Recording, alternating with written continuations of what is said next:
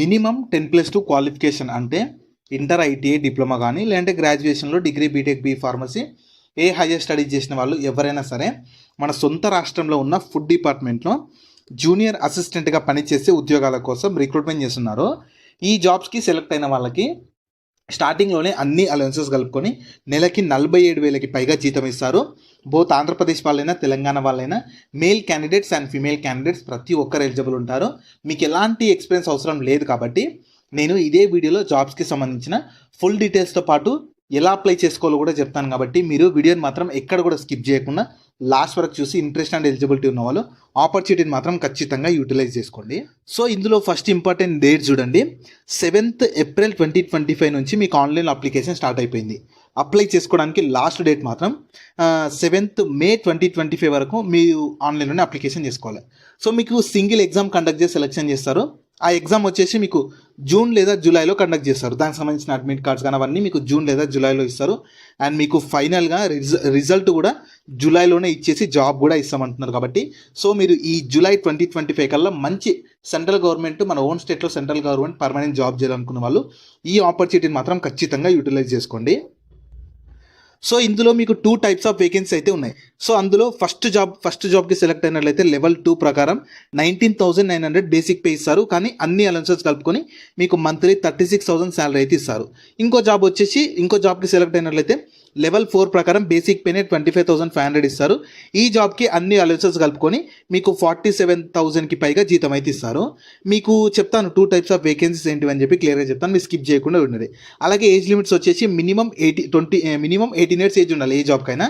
And maximum age ఒక జాబ్కి అయితే 28 years, ఒక జాబ్కి అయితే 27 ఉంటుంది. ఇంకా మీకు ఏజ్లో రిలాక్సేషన్ ఉంటుంది క్యాస్ట్ వైజ్గా, నేను చెప్తాను కేటగిరీ వైజ్గా. మీరు వీడియోని మాత్రం స్కిప్ చేయకుండా చూడండి.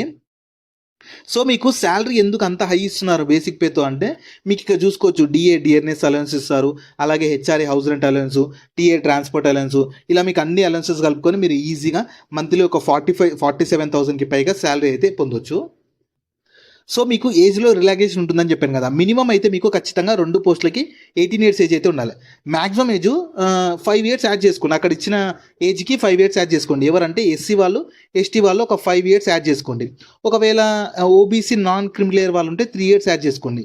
మీరు ఏం లేదు, అక్కడ 27 years ఏజ్ ఉందనుకో, ఓబీసీ వాళ్ళు 3 years యాడ్ చేసుకోండి. అలా అంటే ఓబీసీ వాళ్ళు 30 years ఏజ్ ఉన్నా సరే మీరు జాబ్స్కి అప్లై చేసుకోవచ్చు. అలా మీకు కేటగిరీ వైజ్గా పోస్ట్ని బట్టి మీకు ఏజ్లో రిలాక్సేషన్ ఉంటుంది. మీరు ఖచ్చితంగా ఒకసారి నోటిఫికేషన్ పీడిఎఫ్ లింక్ని వీడియో కింద డిస్క్రిప్షన్లో ఇస్తాను, ఒకసారి డౌన్లోడ్ చేసుకొని ప్రాపర్గా చెక్ చేసుకోండి. సో మీకు ఇందులో మీకు 2 types ఆఫ్ వేకెన్సీస్ ఉన్నాయి. ఫస్ట్ దాంట్లో మీకు అందులో కూడా 3 వేరియేషన్స్లో ఉన్నాయి. ఫస్ట్ వచ్చేసి మీకు జూనియర్ సెక్రటరేట్ అసిస్టెంట్ ఉంటుంది. దీనిలో జనరల్ ఉంటుంది, F&A ఉంటుంది, S&P ఉంటుంది. మీకు కేటగిరీ వైజ్గా పోస్ట్ కూడా కేటాయించారు. ఇక్కడ చూడండి, యూఆర్ అంటే జనరల్ అన్నమాట. ఈ యూఆర్లో ఉన్న పోస్టులకి ప్రతి కేటగిరీ వాళ్ళు ఎలిజిబుల్ ఉంటారు. మిగతా కేటగిరీలలో ఉన్న పోస్టులకి ఆ కేటగిరీ వాళ్ళు మాత్రమే ఎలిజిబుల్ ఉంటారు. సెకండ్ టైప్ ఆఫ్ పోస్ట్ వచ్చేసి జూనియర్ స్టెనోగ్రాఫర్ ఉంటుంది. సో మీకు సెకండ్ టైప్ ఆఫ్ పోస్ట్కి ఎక్కువ శాలరీ ఇస్తున్నారు, 47,000కి పైగా శాలరీ ఉంటుంది. ఫస్ట్ టైప్కి వచ్చేసి 36,000కి పైగా శాలరీ అయితే ప్రొవైడ్ చేస్తుంటారు. అండ్ మీకు సెలక్షన్ ప్రాసెస్ చూడండి, 2 పోస్టులకి సపరేట్గా ఉంటుంది. ఫస్ట్ నేను జూనియర్ సెక్రటరేట్ అసిస్టెంట్ పోస్ట్ గురించి చెప్తాను. దీనిలో మీకు 2 పేపర్స్ ఉంటాయి. పేపర్ 1 ఉంటుంది, పేపర్ 2 ఉంటుంది. పేపర్ 1 అనేది జస్ట్ మీకు క్వాలిఫైయింగ్ నేచర్ మాత్రమే ఉంటుంది. ఈ పేపర్ 1 అనేది మీకు ఈ పేపర్ 1 అనేది క్వాలిఫైయింగ్ నేచర్ ఉంటుంది. కానీ మీకు పేపర్ 1లో క్వాలిఫై అయిన వాళ్ళకు పేపర్ 2 కరెక్షన్ చేస్తారు. అండ్ ఈ పేపర్ 2ని బేస్ చేసుకునే మీకు ఫైనల్ మెరిట్ లిస్ట్ కూడా తీస్తారు. కాబట్టి మీరు ఎక్కువగా పేపర్ 2 మీదే కాన్సన్ట్రేట్ అయితే చేయండి.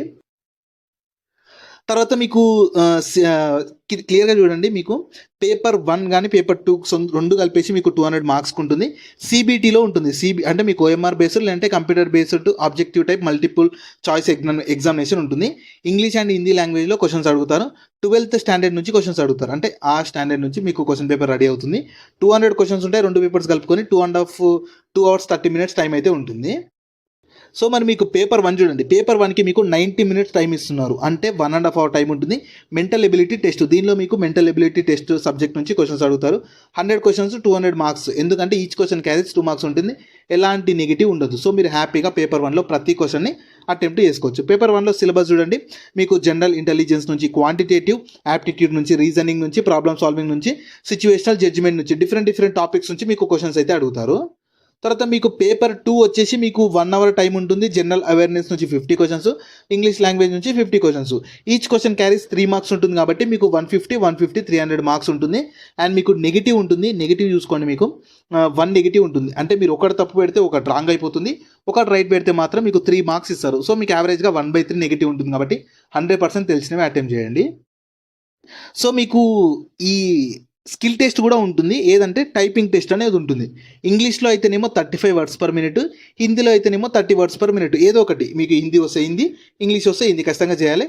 మీకు 10 మినిట్స్ డ్యూరేషన్ అయితే ఇస్తారు. ఇది మీకు క్వాలిఫైయింగ్ నేచర్ మాత్రమే ఉంటుంది. ఫైనల్ సెలక్షన్ మాత్రం మీకు పేపర్ 2ని బేస్ చేసుకొని సెలక్షన్ చేస్తారు.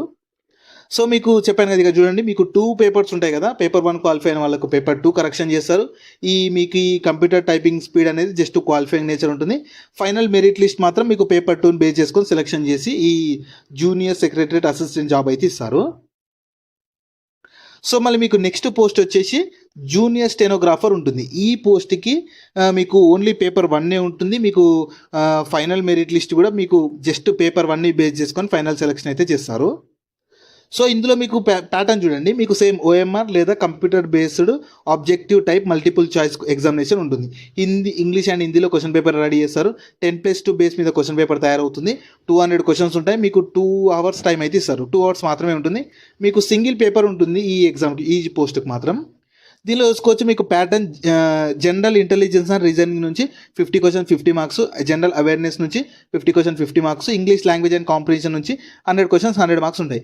మీకు ఈచ్ క్వశ్చన్ క్యారీస్ 1 మార్క్ ఉంటుంది. 0.25 నెగిటివ్, అంటే 1/4 నెగిటివ్ ఉంటుంది. మీరు 4 తప్పు పెడితే ఒక రైట్ పెట్టిన ఆన్సర్ కూడా తప్పు అయిపోతుంది. కాబట్టి ఖచ్చితంగా మ్యాక్సిమం తెలిసినవే పెట్టడానికి ట్రై చేయండి.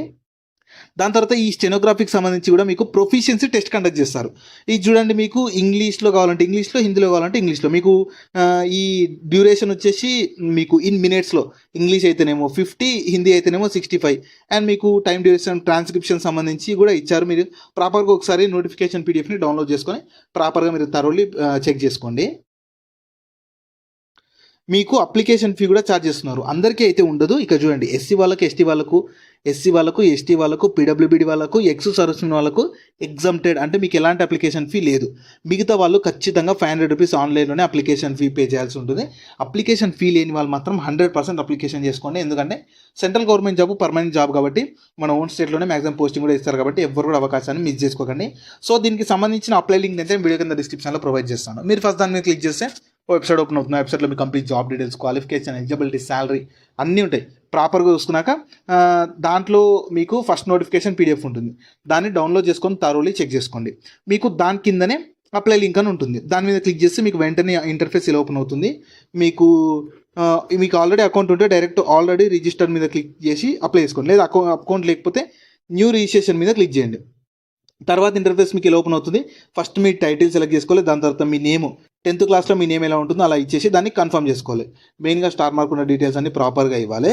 తర్వాత ఈమెయిల్ ఐడి ఇవ్వాలి. ఈమెయిల్ ఐడిని కన్ఫర్మ్ చేసుకోవాలి. మొబైల్ నెంబర్ ఇవ్వాలి. మొబైల్ నెంబర్ని కన్ఫర్మ్ చేసుకోవాలి.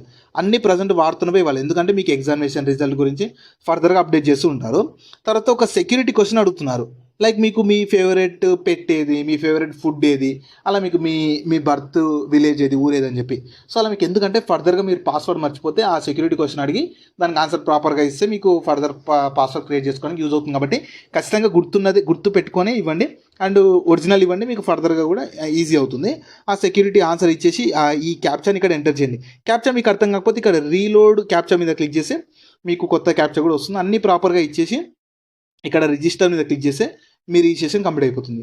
సో మళ్ళీ బ్యాక్ వచ్చేసి ఆల్రెడీ రిజిస్టర్డ్ సైన్ ఇన్ దగ్గరికి వచ్చేసి మీకు వచ్చిన యూజర్ ఐడి, మీకు వచ్చిన పాస్వర్డ్ ఎంటర్ చేసి క్యాప్చాన్ ఎంటర్ చేసి అప్లికేషన్ చేసుకుంటే మీ అప్లికేషన్ కంప్లీట్ అయిపోతుంది. సో వాళ్ళు ఫర్దర్గా మీకు జూన్ లేదా జూలైలో ఎగ్జామ్స్ కండక్ట్ చేసి సెలెక్షన్ చేసి జాబ్ అయితే ఇస్తారు. ఈ ఆపర్చునిటీ మీకు సెంట్రల్ గవర్నమెంట్ కింద పనిచేస్తున్నాం. సిఎస్ఐఆర్ కింద, సెంట్రల్ గవర్నమెంట్ సిఎస్ఐఆర్ కింద పనిచేస్తున్నాం. Central food technological research institute వాళ్ళైతే జూనియర్ సెక్రటరియట్ అసిస్టెంట్ ఒకటి, జూనియర్ స్టెనోగ్రాఫర్, ఈ 2 ఉద్యోగాల కోసం రిక్రూట్మెంట్ స్టార్ట్ చేశారు.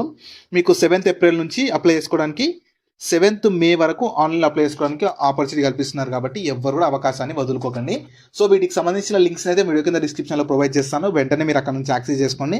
అలాగే మన టెలిగ్రామ్ ఇంకా వాట్సాప్ ఛానల్ లింక్స్ కూడా కింద డిస్క్రిప్షన్లో కామెంట్ సెక్షన్లో పిన్ చేశాను. మీరు ఖచ్చితంగా మీరు వాటిని ఫాలో అవ్వండి, ఎందుకంటే నేను డైలీ వాటిలో కూడా మీకు జాబ్స్ అయితే అప్డేట్ చేస్తూ ఉంటాను. అలాగే మీ ఫ్రెండ్స్ అందరూ కూడా షేర్ చేయడం మాత్రం మర్చిపోకండి. మీకు ఇంకా జాబ్ గురించి ఏమైనా డౌట్స్ ఉన్నాయనుకో కింద కామెంట్స్లో అడగండి, నేను ఖచ్చితంగా ప్రతి కామెంట్కి రిప్లై అయితే ఇస్తాను.